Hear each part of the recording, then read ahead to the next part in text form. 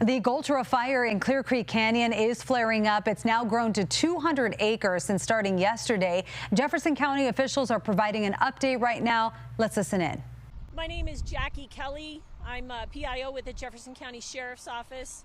Jackie's J-A-C-K-I, Kelly is K-E-L-L-E-Y. I wanted to give you an update on our Goltra Fire. First of all, the reason that we think that it's named Goltra Fire is either because of the former or current homeowner that owns most of the property that's burned so far. So we are fairly certain that this was a lightning strike. That's based on actual witnesses who saw a lightning strike right at the top of the mountain, and then just shortly thereafter the fire started.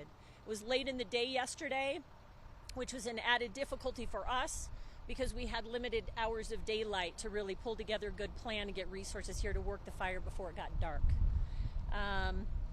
But they worked quickly on the top of the fire. It did what it's supposed to do, which was lay down some last night.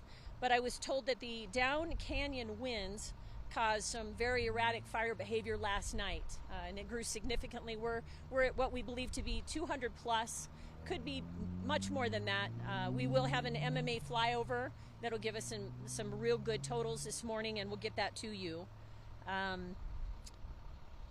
Once again, another fire in Jeffco, very challenging terrain. You can see that it is incredibly steep. And the fire guys that were on the scene last night said that every step is rocky. Every step is unsteady. It's very, very vertical. And once again, we're dealing with a lot of rattlesnake activity in that area. So we have resources on scene this morning to try and kick this thing. We're hoping to have about 75 firefighters and added crew on scene today. We've ordered 2 helicopters, and we'll know soon whether we're going to get the resources that we're asking for. We're hopeful. We're not competing the way that we were a couple of weeks ago, which is a good thing. We do a risk assessment on every fire, and on this fire, we obviously are looking at things, items of value like watershed, homes, infrastructure, water supply, roadways, and in this case, we don't have any risks. We have land. There are no homes in the way of this fire right now. So we're going to try and do everything we can to keep it that way. It definitely grew because of the winds. We're having a quiet moment, actually, but the winds have been incredibly intense, as you all seen this morning. So that'll continue to be a challenge for us today. That's the update that I have for you. I've got jurisdictions here and some other data, but just let me know what you need. So at this point, there are no firefighters on there, no one working the fire trying to contain this, right? There actually are firefighters up there now. There are many more coming. We just had a briefing, so we're going to deploy a lot of resources. You're going to see them heading up here soon. But there are some that stayed up here all night long.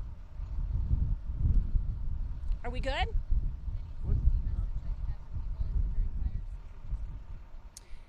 Oddly enough, we went from a fire ban yesterday morning to fire restrictions, which is just a slightly reduced level of restrictions to our community, and it is still dry. One lightning strike caused this fire, so it is still a need to be incredibly cautious with how you use any sort of spark or flame, and report anything that you see.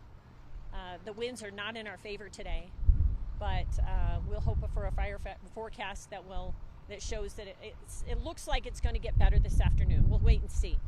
But the message is always to be diligent in Jefferson County and really along the Front Range. It's just dry. We're very hopeful. There's always a concern that there's too much wind for them to be able to fly, so we'll get some word on that and we'll tweet that. But our hope is that we have 2 helicopters, one from Douglas County and one from the state, and we'll get them up. Fighting them from the ground is always tough. Look at that mountainside. That is incredibly steep. It started at the top, worked its way down to the road last night. They actually held it at the road. So when the road is reopened, you'll see that the fire came all the way down during those heavy gusts that we got. But our efforts today, in part, will be to do some backfires from the road up and burn up, so that we can just try and burn it out. It is. And that air support will help us so much. But it's still always the guys on the ground that put these fires out.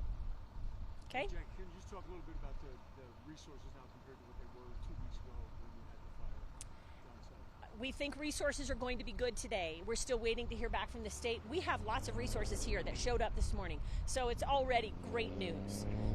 But we're not competing. We don't have other large fires along the Front Range, and I hope that stays true all day long, so that we can focus on this one, and that will help. Okay, thank you all very much.